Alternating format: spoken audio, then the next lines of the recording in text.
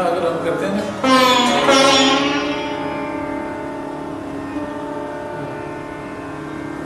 ठीक है, अगर हमने यूं शुरू किया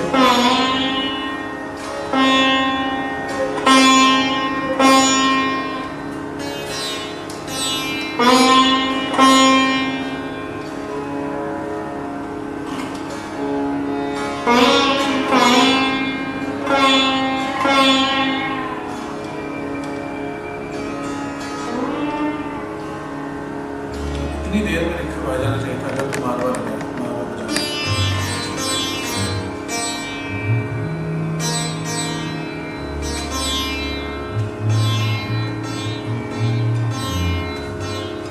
और अगर हमने यही रखा है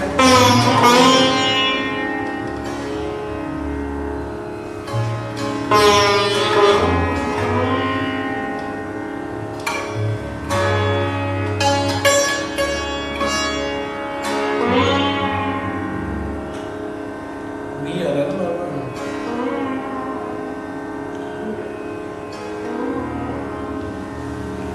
उसके बाद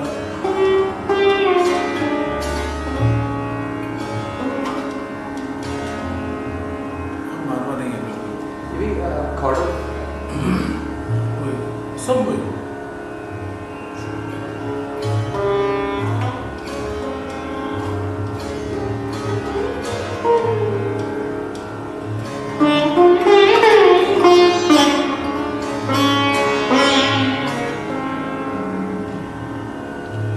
ये है पूरी। अगर ये किया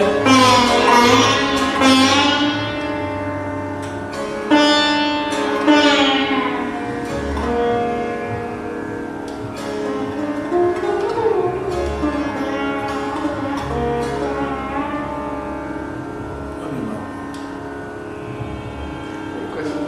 वो जो आपने अलाप का तरीका बताया था, एक सुर फिर बिलाव है उसके, हाँ। फिर सा, तो जब वो सुर दिखा रहे थे तो अब ऊपर चले आऊँगा तो कोई और तो उसको दोबारा नहीं, वो राग की अपनी एक जो है प्री कंडीशंस कह लो या उसकी पैरामीटर्स या बाउंड्री के बाइंडिंग जो भी,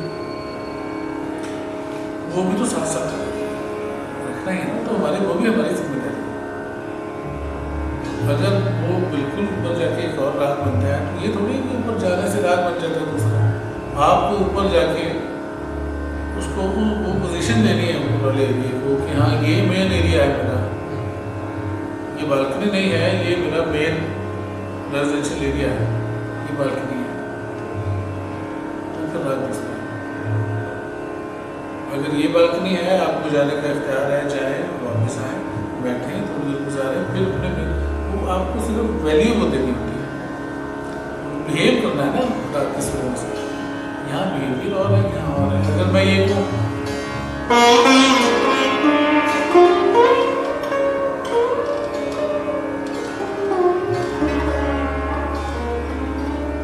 अब ये तो मैं गया हूँ पर सुनने नहीं हुआ। अगर मैं कहूँ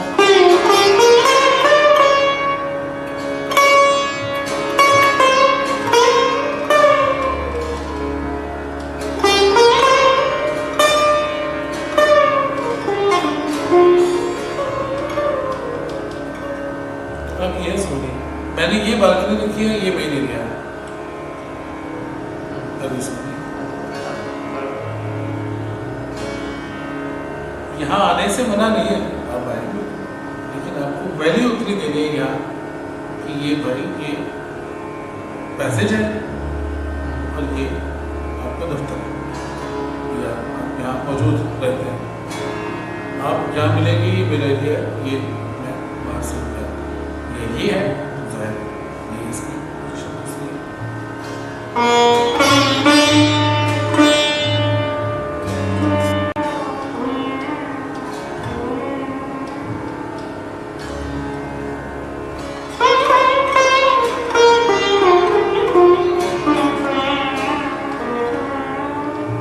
यहाँ से मैं हूँ क्या है, इस मूवी की चार नहीं बनी, वो पोजीशन नहीं थी मेरे पास,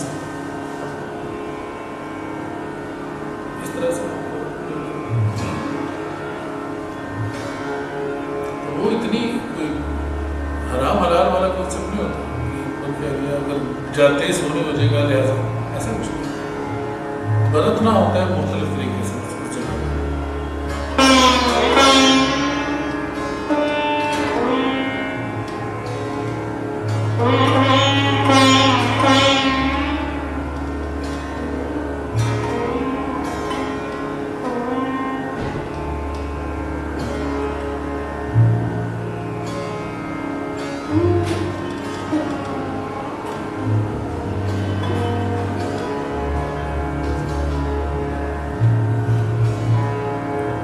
क्या लगे है? बोर्ड यहाँ से बंद करना। पास कर दो।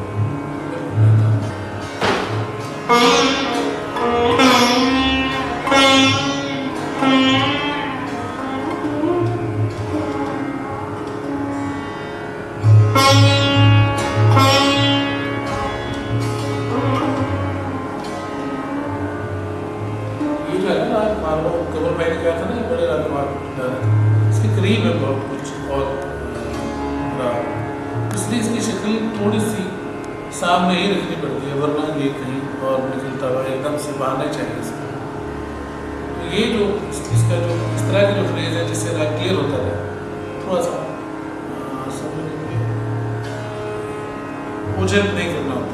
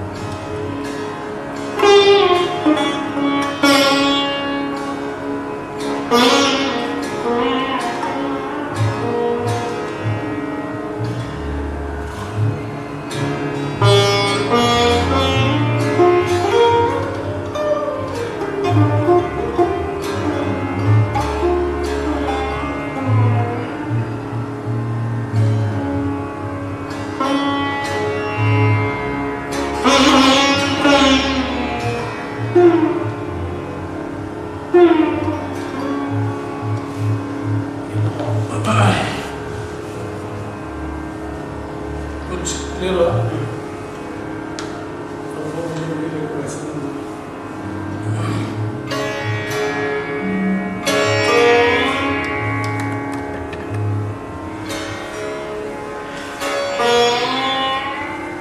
ये बात कुछ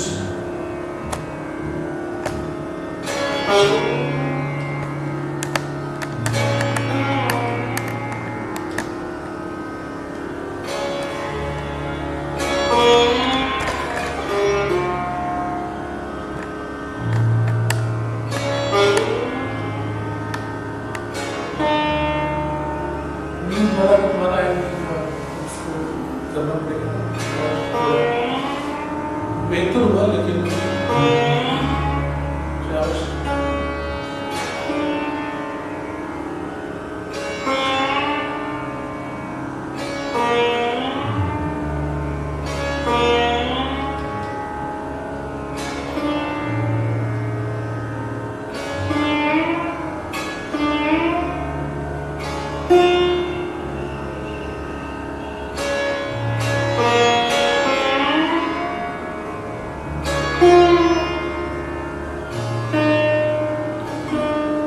ये बात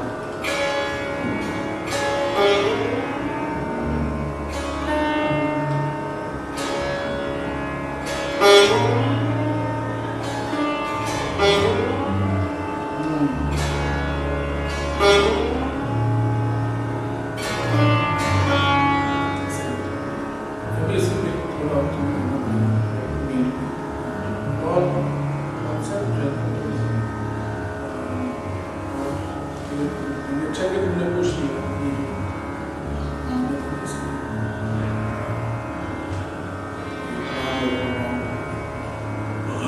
इसमें इतना प्रेशर नहीं डाल रहा हूँ, मैं गया हूँ तो बस सारा स्केल पूरा और तीनों चारों जितने भी हैं सुधार किया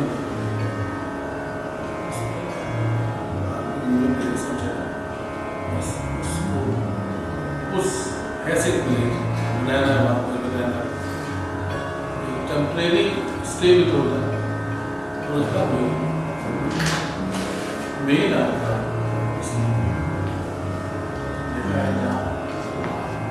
मेनली मूव करना दिखाई देना चाहिए, सुनाई देना चाहिए। जब तक आप फील नहीं करेंगे कि मेरा ये मेन एरिया है मूवमेंट का, वो एक्सप्रेस नहीं होगा। सबसे पहले तो दिमाग राजी रहे कि हाँ ये मेरा है, ये मेरा है, बस। और कोई इतना बड़ा मजीद कोई वजीफा करने की जरूरत नहीं है। सोच दिमाग को ये पता होना चाहिए कि क्या कहाँ पे कैसे रहना है, बस। इसके प्रैक्टिस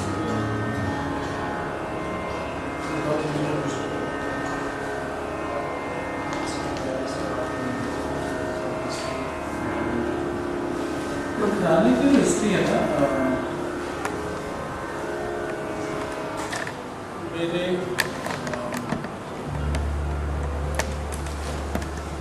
जो मैं चौथा आदमी हूँ अपनी फैमिली में। चलिए ये भी कह सकता हूँ सदियों से हमारे घर में, सदियाँ इतनी नहीं है कि 1400 साल से हमारे घर में, लेकिन मेरी फैमिली में मैं चौथा आदमी कोई काम कर। मैं, मेरे वालिद साहब, मेरे वालिद के ताया, मेरे वालिद के 2 ताए थे जो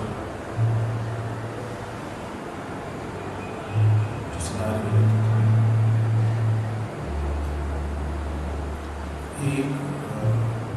ये मेरे वालिद साहब शायद थे, सबसे बड़े ताया थे, उनसे और किसी का 3 दादे थे मेरे से। मेरे दादा, मेरे बाकी ताया और 2 ताया थे। मेरे जो दादा थे सबसे छोटे थे।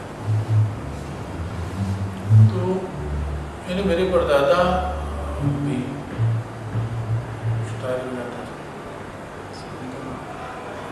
मुझे ख्याल है पूरी तरह पूरा नाम नहीं याद नहीं, अमीर अली शायद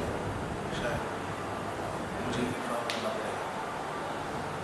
और फिर मेरे जो दादा थे, मेरे अब्बा के वालिद, उनका नाम था गुलाम अली। और मेरे अब्बा के ताया थे जिनसे उन्होंने सितार सीखा, उनका नाम। और उनसे जो बड़े थे वो थे मियाँ बरकत, जिनका निस्बत रही है पूरी ठंड के, जो ख्वाजा फरीद के मज़ार मियाँ बरकत उनकी निस्बत उनसे रही है। वो अजीज़ रहे मियाँ बरकत अली जो थे मेरे दादा, ख्वाजा फरीद के बहुत करीब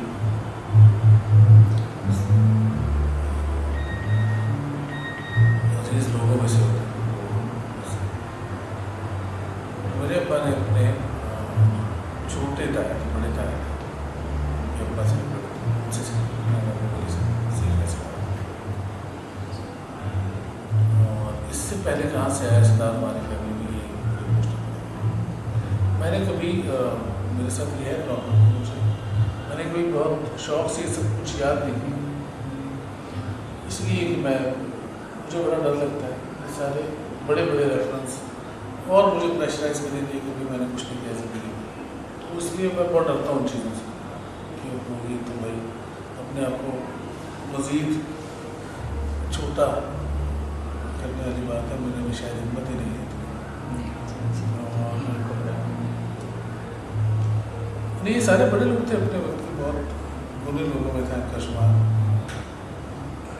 अब मेरे जो दादा थे महाराज पटियाला के कोर्ट के मुझे उस दौर में ये बड़ा एक तुर्रा माना जाता था कि आप किसी रियासत का राजा अपने पास बहैसियत एक रतन के रख लें, बेहतरीन अपनी सल्तनत के बेहतरीन आदमियों में से एक समझ के आप अपने पास दरबार में जगह था।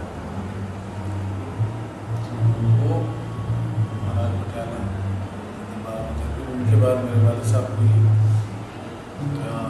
इस तरह से मुलाजमत दी गई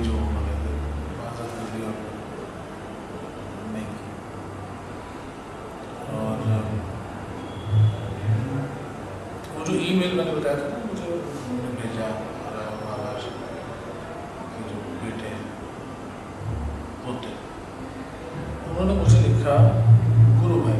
ईमेल का जो सब्जेक्ट गुरु भाई उन्होंने लिखा।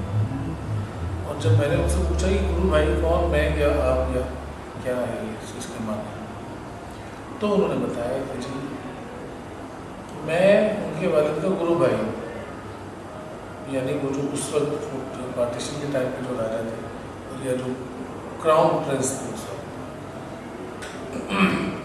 उन्होंने मेरे पास से सितार सीखना शुरू किया था। और मैंने भी क्योंकि उनसे सीखा तो लिहाजा मैं उनके वालिद से एक उस्ताद के शागिर्द।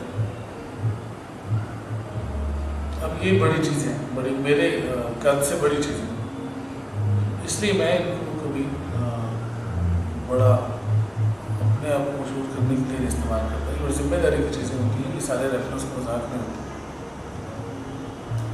मैं इसको मुतासर कर लूँगा इस बात से कि मैं जो हूँ बड़े राजाओं के उस्तादों का जनाब बेटा हूँ और सितार मुझसे बजे ना, तो ये तो ज़्यादती हुई ना उन लोगों के साथ जिन्होंने बड़ी मेहनत से काम किया और ये रुतबा लिया, ज़्यादती हो जाएगी मुझसे। सितार अच्छा बजे और कोई पूछे भी आपके वालिद कौन है, फिर मुझे बताना है, बड़ी खुशी है। लेकिन अगर अच्छा बन जाए तो, वरना ज़ाहिर है जो बुरा बचेगा तो कौन पूछेगा, पूछेगा नहीं मैं किससे सीखा। अगर कोई पूछेगा तो अच्छे माने में नहीं पूछेगा। अच्छा कोई बड़ा बुरा काम किया तो मुझे कहेगा किसने, उसका तो बताओ, फिर भी बताना मुनासिब नहीं। इसलिए मैं ज़रा इसको छुपाता नहीं, लेकिन मैं डरता हूँ ये इंट्रोडक्शन देते। तो है सिलसिला वही पुराना है, रवायती जो है अभी भी मौजूद है सारा कुछ, कहने की बात भी नहीं है। और तो जो आपके आपके इंसेस्टर जो आपके बड़े थे तो कपूरथला से थे, और क्या कपूरथला एक दुर्पद का था जगह, क्योंकि दुर्पद में वानियाँ होती हैं, घराने नहीं। देखिए स्टार तो वैसे ही कराने की चीज़ नहीं है जी, तो बहुत रीसेंट है जो घराने उसमें बने। घराने जो है वो सारे के सारे इलाके हैं जी, स्टेट्स के नाम। और ये अगर हम उसको उस एंगल से देख लें तो ये म्यूज़िक जो है वो बुनियादी तौर पर किसी भी इलाके का एक्सप्रेशन होता है। आप उससे अपनी हालत ज़ात बयान करते हैं, एक्सप्रेस करते हैं, एक ज़रिया है। खुशी है तो भी आप एक्सप्रेस करते हैं, गम है तो भी आप एक्सप्रेस करते हैं, जिसका दूसरे पर अगर कोई ईमानदारी से एक्सप्रेस किया है तो दूसरे पे सब करते हैं। तो ये सारे के सारे एक्सप्रेशन हैं मुख्तलिफ इलाके के। हम कहते हैं जी ये दिल्ली वालों की पैरवी है, ये पंजाब आने है। पंजाब आने से मुराद क्या है, पैरवी कोई कीवर सुनो नहीं होते, लेकिन जो जिस तरह से ये एक्सप्रेस करते हैं अपनी बात को, उनका यकीनन इस इलाके में रहने वालों का अपना एक तरीका है कि आप उसके असरात और उससे आपका लहजा बनता है या हालात, उसको आप पॉलिटिकल भी कह सकते हैं हालात को, सोशल भी या फाइनेंशियल भी, या सब चीज़ें उसमें आप कितने आदमी कितनी आसाइश की ज़िंदगी गुजार रहा है, जाहिर है उसका लफ्ज़ लहजा और होगा, कौन कितने कर्ब में है उसका लफ्ज़ लहजा। हर इलाके का अपने एक्सप्रेशन इस तरह से बनता है।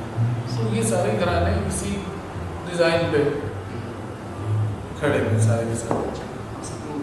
लेकिन मेनली तो वो जो कपूरथला से वाबस्ता जो भी म्यूजिशियंस थे वो तो दुर्पद के म्यूजिशियन थे। दुर्पद देखिए ये जैसे कपूरथला से अगर हम उनको देख लें, भाई नसीरा खामज जी, एक और भी मुझे एक स्कॉलरी रेफरेंस मिलता है डिफरेंट स्कॉलर्स के आर्टिकल्स में कि मियाँ महबूब अली साहब जो थे वो मीर नासिर बीन का जो दिल्ली के थे जी जी उनके शागिर्द मीर नासिर अहमद जी के शागिर्द नहीं, उनकी देखिए लड़ी तो बनती है शागिर्दों की, जो एक सिलसिला है ना, जी ना आदमी ना घराने का शागिर्द हो गया जी। अब वो उस घराने का फ़र्द हो या ना हो, उस घराने से उसका लिंक हो जाता है और उसी घराने का माना जाता है। सही ग्वालियर पूरे पाकिस्तान में भरा हुआ है, हमें आप शगन साहब मिल जाते हैं, यहाँ जी फतेहली का आप हैदराबाद वाले मिल जाते हैं, यहाँ से पढ़ लिखा और ढेर सारे लोग। ग्वालियर में तो बेसिकली आपके घराने का शागिर्द हुआ भाई लाल जी, भाई लाल, जी। मियाँ महबूब साहब के शागिर्द। जी जी बिल्कुल।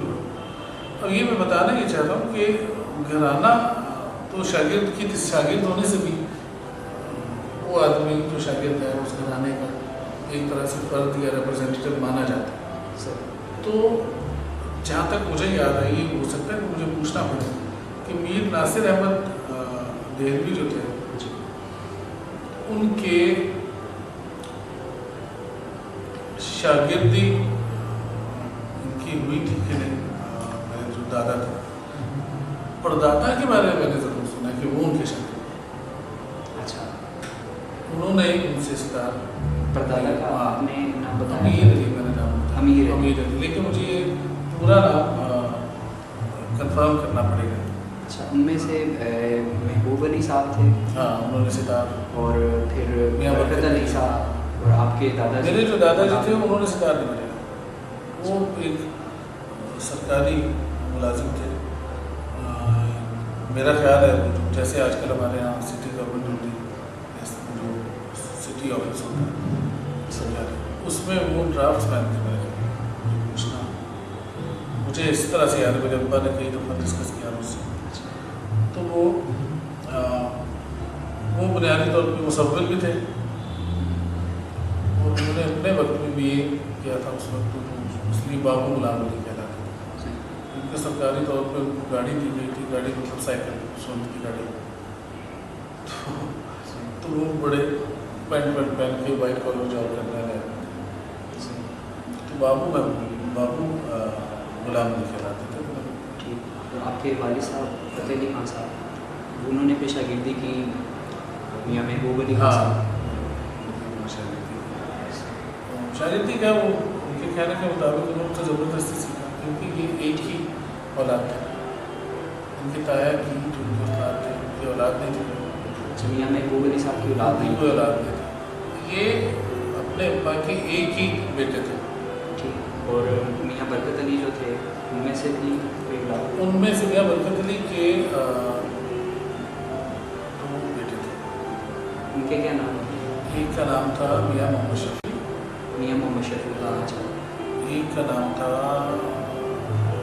मियां गनी, मियां अब्दुल गनी। मियां अब्दुल गनी। तो मियां मोहम्मद शफी की आगे कोई औलाद? उनकी औलाद में, मियां शफी की औलाद में इमदाद निज़ामी एक मेन आदमी है जिनको शायद आप जानते हैं, वो भी इंतकाल वहाँ का। अच्छा। वो स्कॉलर थे खासे बड़े, साफ़ी थे। उन्होंने काफ़ी काम किया।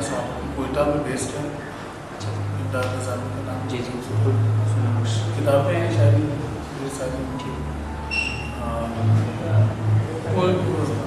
बलूचिस्तान के मेन लोगों में से उन्होंने सितार की तालीम दी? उन्होंने, उनके किसी बच्चे ने सितार सीखा। मैं अपने जुम्मे में शायद अब अवेलेबल लोगों में या उनके बाद की जनरेशन में वाहिद आदमी तो सितार बजाया। और जो दूसरे थे मियां मोहम्मद शफी, मियां अब्दुल गनी जो थे, मियां अब्दुल गनी। हाँ जी। उनके एक बेटे ने सितार सीखा। उनका नाम था गुलाम मोहिउद्दीन दिल्ली, जो मुल्तान में। जी जी जी, बिल्कुल। इंतकाल भी उनका इंतकाल हो गया। मुल्तान रेडियो पे था। हाँ, उन्होंने सितार सीखा। और उनके बेटों में? उनके बेटे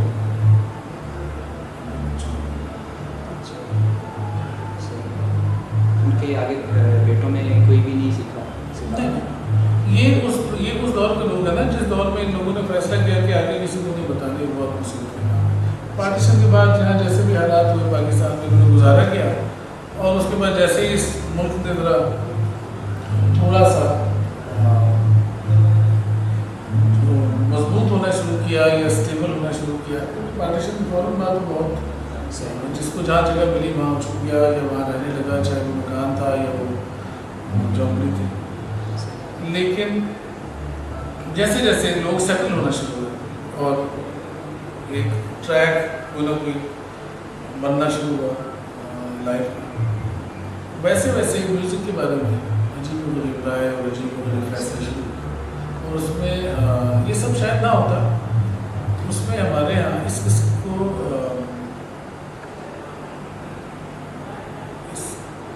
इसको इस्तेमाल जी। सब एक और आपसे बात पूछनी थी। हामिद हुसैन खान साहब जो लाहौर में होते थे, हाँ, उनका इस घराने से वो शागिर्द थे मेरे अब्बा के। अच्छा। आपके रिश्तेदार में रिश्तेदारी ऐसे मुझे तो नहीं याद उनसे कोई ऐसा रिश्तेदारी थी नहीं थी। लेकिन ये असल में ये पार्टीशन के बाद बहुत सारे लोग शायद वहाँ भी एक मोहल्ले में रहने वाले होंगे या एक फील्ड से मुताल्लिक लोग जो थे म्यूज़िक से मुताल्लिक जो कुछ रिश्तेदार भी थे कुछ नहीं भी थे। तो वो जब यहाँ आके एक किसी को एक बिल्डिंग मिली जिसमें 5 कमरे हैं और वो किसी को आते जाते हुए किसी का पता चला अरे तुम यहाँ आ जाओ मैं यहाँ रह रहा हूँ, तो वो एक जो माहौल था उस वक्त एक दूसरे की हेल्प करने का या एक दूसरे को पनाह देने का उस सेंस के साथ उस माइंड के साथ ये लोग एक इलाके में जमा होने शुरू हुए थे जिससे एक फैमिली नुमा सा एनवायरनमेंट इनका हो गया और ये रिश्तेदार था या नहीं था वो उनका रहन सहन बिल्कुल रिश्तेदार जैसा हो गया। तो ये क्योंकि ये भी इनका आना जाना मतलब बेतहाशा था इनके उठने बैठने से मेरे वालिद जितनी शफकत से इनके साथ पेश आते थे और जितना फ्रीडम उनको हमारी फैमिली में था हो सकता है वो रिश्ता भी जो मैंने बताया ना मैं कभी खोज में नहीं गया अपने रिश्तेदारी और रिश्ते के बारे में। उसकी वजह से ये है कि मैं समझता हूँ कि ये जिम्मेदारी है सितार ये अच्छी तरीके से निभाना ये ज़्यादा ज़रूरी है इस वजह इसकी कि मैं अपने शागिर्दों की लिस्ट मुझे अच्छी तरह वाकिफ हूँ और उनसे मैं नज़रें मानता भी हूँ। उसकी बजाय ये काम अच्छे तरीके से हो और बुजुर्ग क्योंकि बड़े अपने वक्त के आपको मैं जहमत सिर्फ स्कॉलरी वर्क की वजह से मैं आपको जहमत बिल्कुल आपका इंटरेस्ट नहीं है मैं आपसे एक क्वेश्चन ना बिल्कुल पूछें लेकिन मैं अपनी वो जो लैक ऑफ नॉलेज है उसको मैं एडमिट कर रहा हूँ कि भाई मुझे कभी मैंने इस पर ज़्यादा ध्यान नहीं दिया। आपके उस्ताद भाइयों में अब एक साहब थे माजिद खान वो भी मैंने उनसे ही सुना था कि वो हमारे अब्बा के शागिर्द भी होता है हालांकि उनके हाथ से कभी महसूस नहीं आया मुझे वो हमारे अब्बा के शागिर्द होंगे कभी लेकिन वो खुद कहते थे भाई मैं शागिर्द हूँ मेरा उस्ताद खाना है अच्छा भी है मैं क्या कह सकता हूँ ठीक होगा। और वो क्योंकि काफ़ी इज्जत एहतराम देते थे वो उनका मुझे पता है। मुझे ये हामिद साहब को पता है एक थे काले खां कंपोज़र थे जो रेडियो पाकिस्तान में उन्होंने विस्तार शुरू किया था उनका मुझे पता है। एक नासरुद्दीन थे पिंडी में सितार में रहते थे उनका मुझे पता है। एक थे अब्दुल मजीद वो भी रावलपिंडी में थे तो मुझे पता है। और बहुत सारे ऐसे लोग हैं जो प्रोफेशनली शायरी काम नहीं करते थे शायरी कोई बता ये सब अब ये जो है नासरुद्दीन जिनका मैंने नाम लिया ये हैरत की बात है ये एक मस्जिद में खतीब थे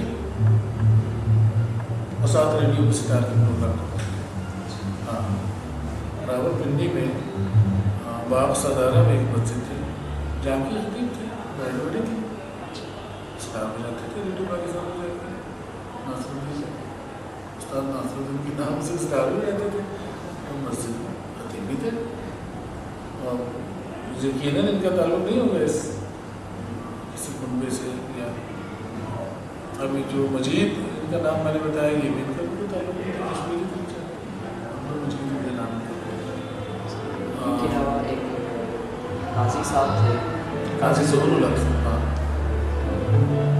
काजी ज़हूरुल हक नहीं उनकी वो शागिर्द नहीं थी मेरे ऊपर लेकिन अकीदत बहुत बड़ी शफकत से हमारे साथ पेश आते थे कई दफ़ा बहुत एहतराम मुदल्लत करता था उनसे बुजुर्ग आदमी थे खास बहुत खड़े हो जाना अपनी जगह से तो सितार भी हो जाते थे मैंने उनसे सितार सुना नहीं मैं तो बिल्कुल आखिरी में उनसे मिला सितार मैंने सुना नहीं उनसे सुना है एक तस्वीर भी मैंने देखी सितार के साथ सितार बनाते हैं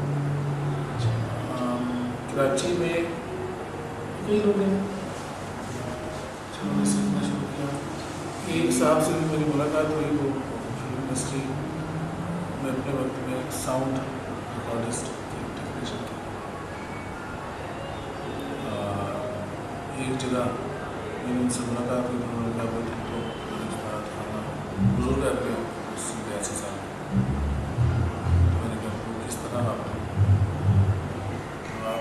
आप मेरे लिए काबिल एहतराम, मैं कैसे हूँ कि नहीं, मैंने कुछ अर्सा आपकी वजह से इसका सीखा। तो इस तरह बहुत सारे लोग, वो गाए गाए कई लोग मुझे मिलते हैं जिन्होंने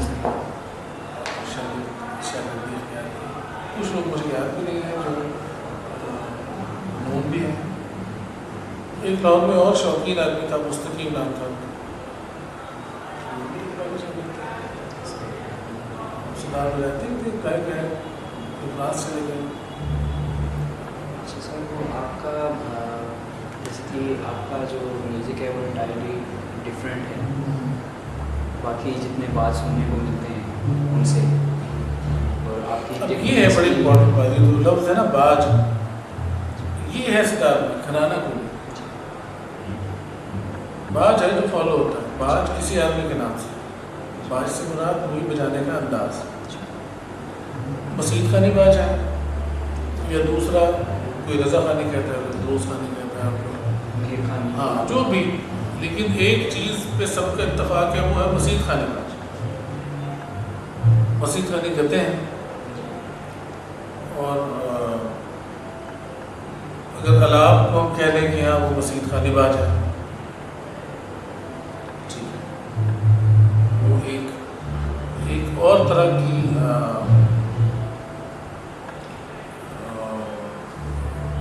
अप्रोच ही हो रहा है, उसमें सुकून है, उसमें तलाश है, उसमें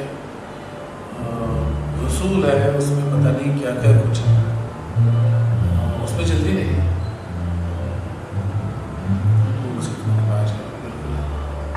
अब वो रज़ा खानी हो, चाहे अमीर खानी हो या फिरोज खानी हो, लेकिन अगर तेज़ी है तो वो उनमें से कोई एक बात है जो जिसको कोई कुछ नाम देता है, कोई कुछ नाम देता है। सर आप अपने बाज पे कुछ रोशनी डालने में देखिए हमारे हिंदू घराने या ये जो फॉलो करते हैं हमारे कुनबे में जो चीज़ मौजूद है, जो इसमें दो तरह की एक्सपर्टी शो हो सकती है किसी भी काम में। एक तो उसमें वो जो आप बार बार लफ्ज़ इस्तेमाल करते हैं स्कॉलरली फिलोसफिकल अप्रोच हो सकती है। एक हो सकती है आपकी उसमें वो भी एक आर्ट ही होता है, जगलरी, तो बुरी चीज़ है। विर्चुअसिटी शो करते हैं। हाँ बिल्कुल, अब जो विर्चुअसिटी है वो भी उसको हम ये नहीं कह सकते गलत है। अगर आपके दिमाग में इसकी गुंजाइश है तो आप उसके भी माहिर हो सकते हैं, माहिर हो सकते हैं। और माहिर होता है, मास्टर होता है। हमारा जो ज़्यादा फोकस रहता है या रहा है उसमें आपको कुछ करना हमारा मकसद नहीं है कि ऑडियंस की मर्जी का कुछ करें। ऑडियंस को हमारी वो चीज़ जो मेरे जहन में आ रही है वो अच्छी लगे या ना अच्छी लगे, ये फैसला होगा। करना मुझे वो है जो मेरे जहन में अच्छा होगा। हम लोग कभी उस एंगल पे नहीं जाते, we never play together, we don't follow that part. हमें कर्तव्य नहीं दिखाना होता, हमें वजाहत करनी होती है किसी एक चीज़ की। ये बिल्कुल डिफरेंट एंगल है। वैरायटी इसमें भी देनी होती है, वैरायटी इसमें भी देनी होती है। सब्जेक्ट हम थोड़ा सब्जेक्टिव होकर कब बात करेंगे और फिर उसकी वजाहतें करेंगे तो वैरायटी आती जाएगी सब्जेक्ट में। एक चीज़ को अगर हम मुख्तलिफ कर्तव्य से शो करेंगे तो भी इसमें वैरायटी आ जाएगी। हम कर्तव्य की तरफ हमारा नहीं ध्यान, वजाहत की तरफ थोड़ा सा इसमें फील बदल जाती है, बिल्कुल बदल जाता है, बिल्कुल बदल जाती है, वैल्यू बदल जाती है, आपकी अपीयरेंस टोटल बदल जाती है। आप खुली आँख से आपको काम करना पड़ता है, इसलिए कि आपने तो एक छलांग मारनी है और उसमें छिलकला बाजी करनी है, तो आँखें बंद करके ही काम नहीं कर सकते। आपको देखना है कि मेरा बाजू अगर यहाँ आ गया तो मैं तो गिरते हुए बाजू थोड़ा बैठूंगा। उसमें खुली आँख रखनी होती, इसमें आँख बंद करनी होती, क्योंकि मुसलसल आपको सोचना होता है कि अब इस बात को कहाँ से कहाँ लेकर आना। सर आपकी जो घराने की गतें हैं वो ज़्यादा उनकी क्या नेचर है, वो मुसीबत है, रोजगारी है, क्या है, या इससे कुछ हटके हैं? नहीं, ये दोनों ही कम्बिनेशन है। जाहिर है जो भी सदार में जाते हैं दोनों चीज़ें उसको जानी होती है, उसको तैयारी भी जानी होती है, उसको ये सब मसीद खाने जो है स्लो भी बात में जाना होता है और तेज़ में जाना होता है। हमारी जो गतें हैं उनमें ज़्यादातर फोकस होता है कोई मसीद खाने बाज का, मसीद खाने बाज में बेस सुकून वाला, इत्मीनान वाला, और साथ साथ उसमें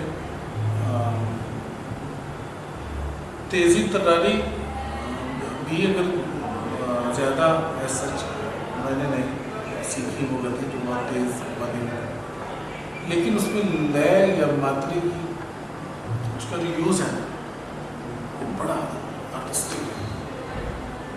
मतलब वो मैं ये भी कह सकता हूँ बड़ा ट्रिकी है, लेकिन आर्टिस्टिक है।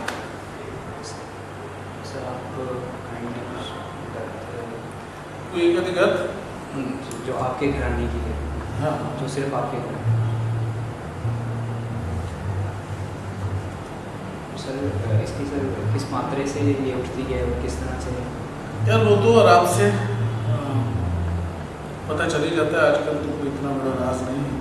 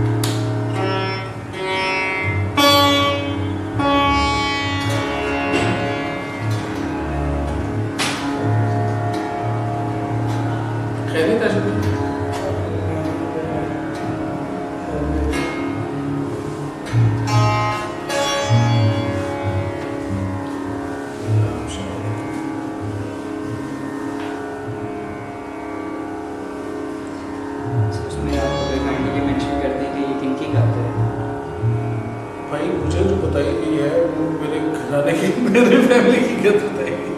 अब किसने कंपोज किया कि लेकिन पता होना चाहिए वैसे।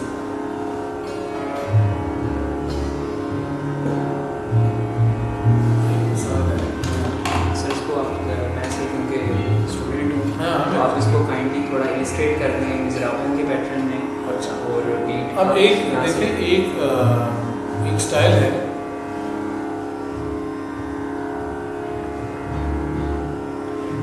वो है मसीद खानी, ठीक है ना, और उसकी एक गत का जो अंदाज़ है वो है दरबारी मिसाल के तौर पर मुझे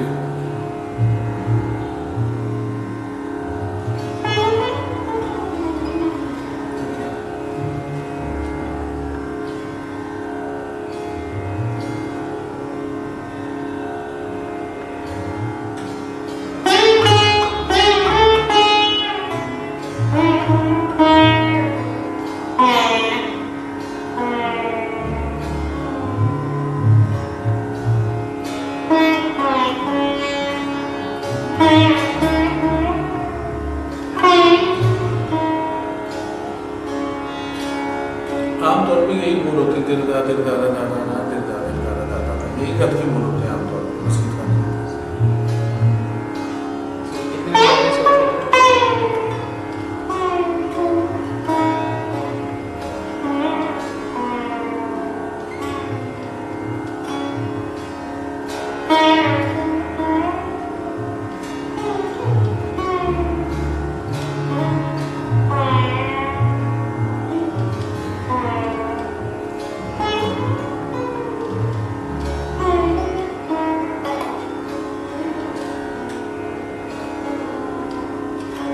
अब ये खाली से उठते हैं वो जो भी है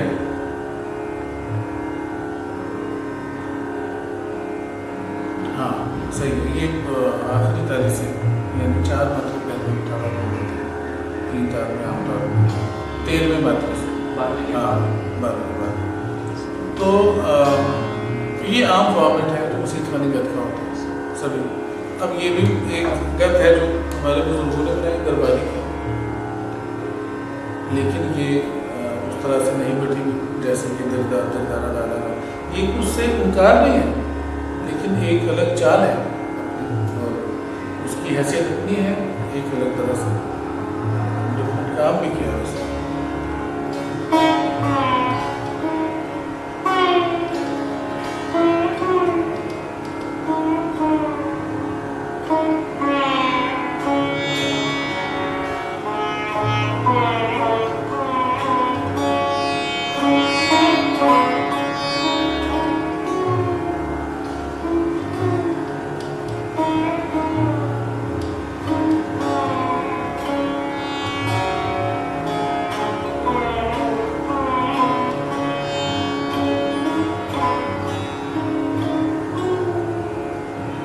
अब ये वो नहीं है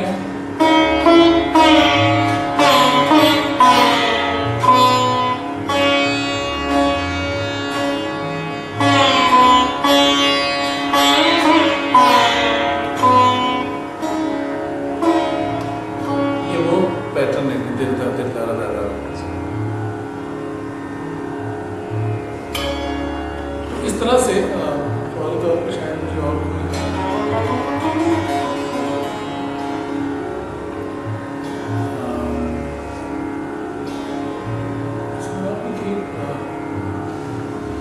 ये खूबी होती है ना एक चीज़ से इन टच रहने की और ना रहने की आखिरकार। और ये क्योंकि सारे लोगों ने किताबों में नहीं लिखी ये सब चीज़ें, तो हम जैसे कोई बात मुश्किल होती है, हम भूल गए तो भूल गए। हमारे जैसे और नौजवान कुछ इस तरह से डॉक्यूमेंट करेंगे इसको, तो शायद किसी आने वाले को कुछ कभी मिल भी जाए। अच्छा, एक बड़ी मजे की बात है तो मुझे याद आ रही पूरी तरह से मैं भी किया।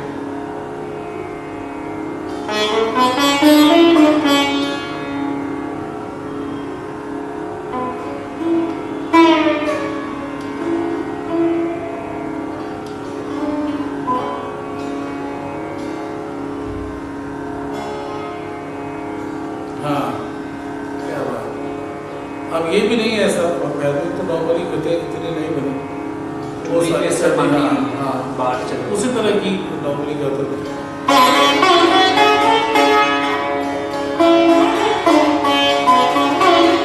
इस तरह की गते नॉर्मली लोग बजती हैं।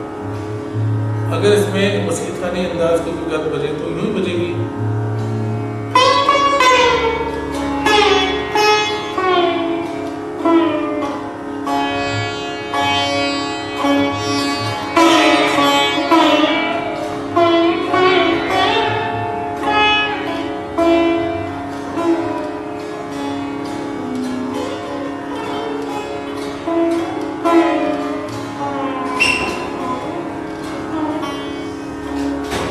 इसी तरह से हो गए दिलदारा ये जो मसीद खानी स्टाइल।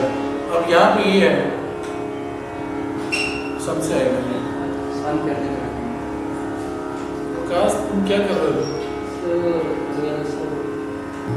अब ये देखिए सबसे शुरू होगा 1 2 3 4।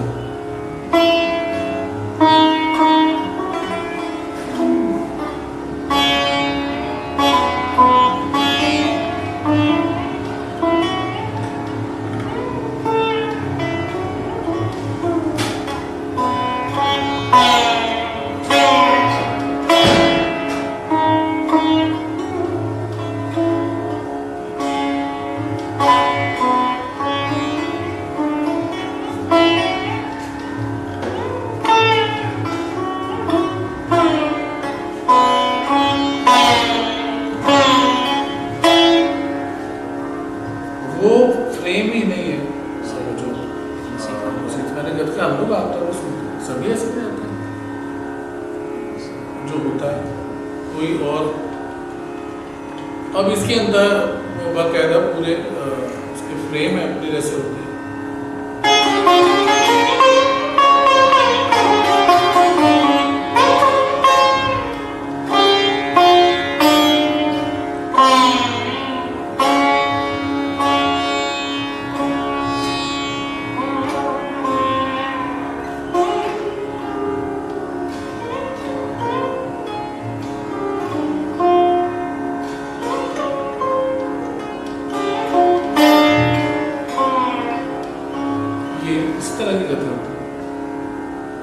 कोई एक पैटर्न है, कोई भी राग हो उसी तरह उसी खाने का हो जाता है, लेकिन वो बिल्कुल ही और तरह से नहीं, वो बिल्कुल आएगा। ये बात क्लास नहीं है ना, उसकी तैयारी करनी चाहिए, सारे साथ सख्ती से काम शुरू करनी। अब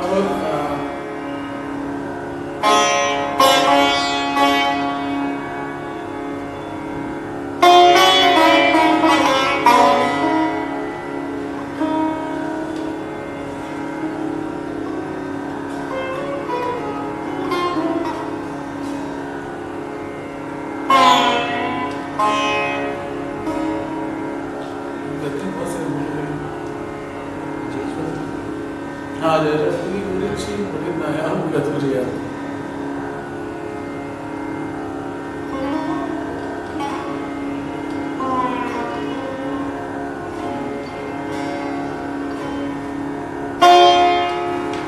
अच्छा गारा गाना उसकी मुझे याद आ रही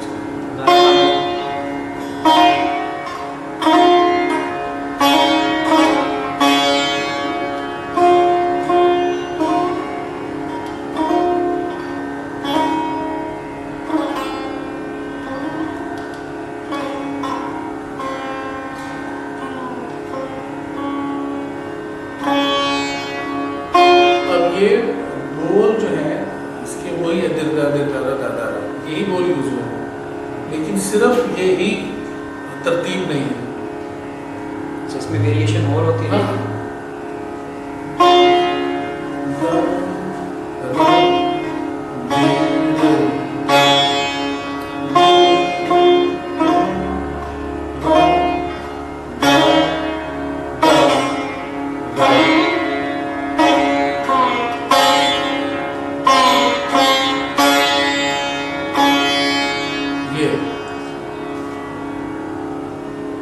वो नहीं है।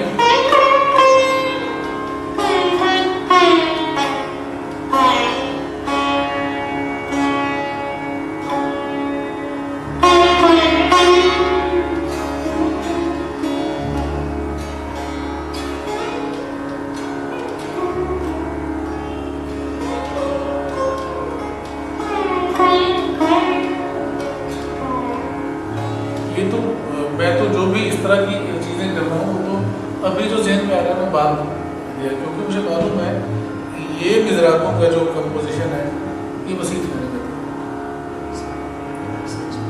एक है कि आप डबल मिसराब यूज़ करते हैं, तो उसमें आपके बोल क्या है, आपका यूजेज किस तरह से आप? नहीं, मैंने इसमें खासी और ढेर सारी हरकतें की हुई है। एक तो दो मिज़राब भी यूज़ करता हूँ, फिर झाला बिल्कुल एक स्टाइल है हमारे उनमें बनाना निकला, और इस हाथ की भी तकरीबन चारों की जी जो के बाकी चाहिए। इस हाथ की 4 नहीं तो 3 तो जरूर भी हो, कभी कभी 4 भी होते, और वो 3 ये है, ये नहीं ये 3। और कई चीज़ें ऐसी हैं कि जो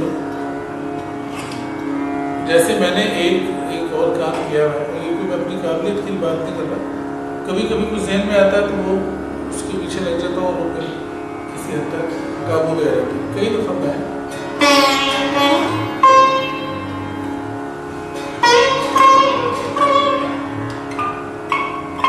यहाँ तक मैं कभी बजाते बजाते ये कवर किया था मैंने एक दफ़ा क्लासिक प्रैक्टिस में था, मिसाल के तौर पर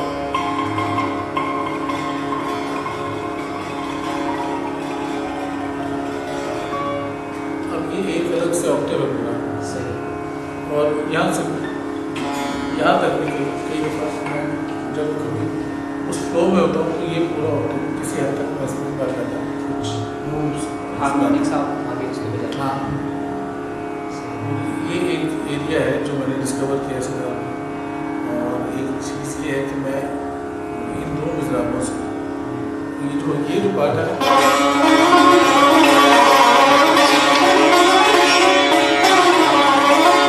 आपका काम होता है इसका, अब इसको मैं यूं भी करता हूँ,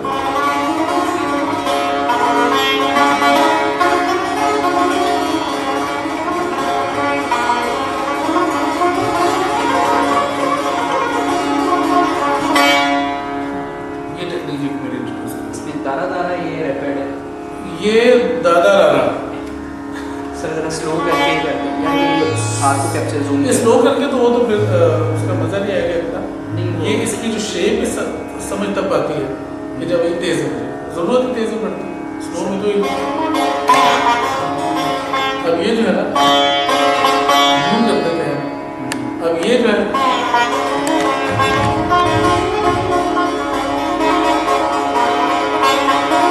वो स्किप करते हैं ना लोग सही। गुजरात को, इसको मैंने ये ऐड किया बाकायदा, इसका एक पूरा इसका रोल है बाकायदा अपना कि उसमें कंटिन्यूटी आ गई है वो पूरी। अब ये है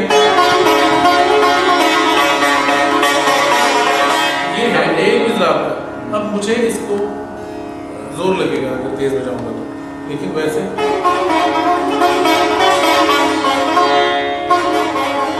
अब ये इसको ऐड करने से दो दा इकट्ठे बजाने तेज में मुश्किल पड़ती है, दोनों ऊपर की तरफ स्ट्रोक करते हैं, स्ट्राइक करते हैं, मुश्किल पड़ती है। तो इससे मैंने आसानी इसमें निकाल दी। और फिर दिल दिल जो है हमारे ये उसको मैंने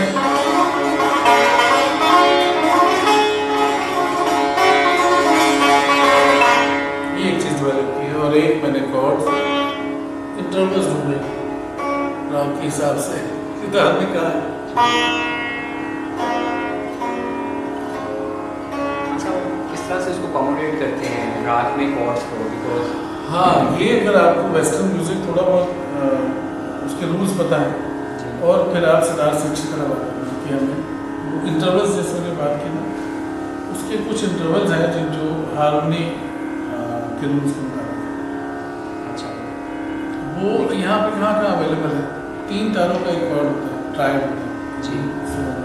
यहाँ हमारे पास 3 तार फिलहाल अभी हम फौरी तौर पर यूज़ नहीं कर सकते। एक देसी इंस्ट्रूमेंट में ये प्रॉब्लम होता है ट्यूनिंग का,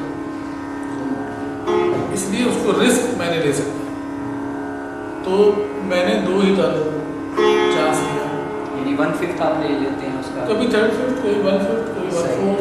तो सर आप कहेंगे किसी राग में उसकी कोई कॉर्ड प्रोग्रेशन करते हैं? हाँ, अगर मैं मिसाल के तौर पर ये बजाना चाहूँ जयजमंती या गाना बजा रहा हूँ,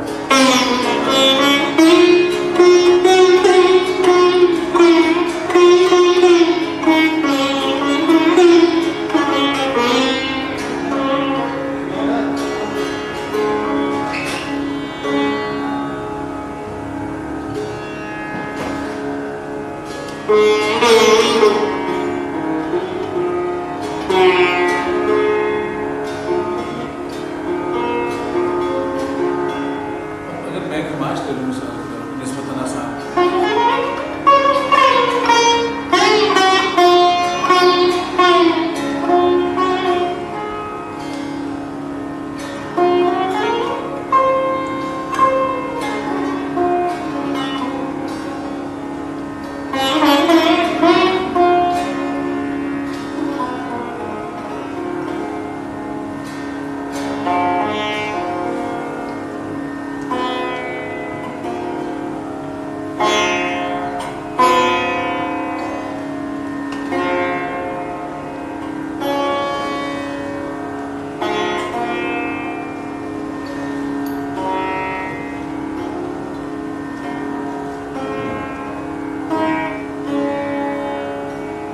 तो रिदम में भी कभी कोई तार अच्छा चल रहा था,